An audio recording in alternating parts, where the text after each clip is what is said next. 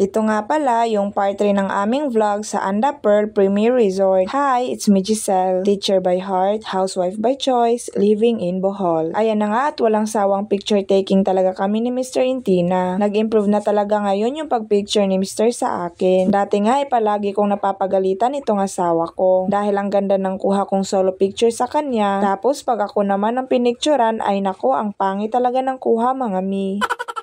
Pero ngayon, talagang nag-improve si Mister. Minsan nga, mas maganda pa ang angle shots niya kesa sa akin eh. Ipopost ko nga po pala yung pictures namin sa Blow Up at IG. Follow nyo po ako mga mi. Search nyo lang po, Giselle Bukila Intina. Nagutom na nga kami, kakalibot at pagkuha ng picture. Kaya ayan at napagdesisyonan na nga namin kumain ng dinner. I suggest kung pupunta kayo dito, mag-order na kayo ng food habang hindi pa kayo inaabutan ng gutom. Dahil maghihintay pa tayo ng ilang minuto bago ma-serve ang pagkain. Habang naghihintay ay panay nga ang kwentuhan namin ng asawa ko. By the way, may pa-live band nga din pala sila nung time na to. Hindi ko lang alam kung every night ba sila may pa-live band. Nag-order nga pala kami ng grilled fish, calamares at soup. Sa dessert ay nag-order naman ako ng halo-halo. Sobrang saya ko nga nung nakita kong may halo-halo sa menu nila. Mas mahilig kasi talaga ako sa dessert compare sa ulam at kanin. At ayan, pagdating ng order namin, syempre anong gagawin? Ay malamang kumain na kami.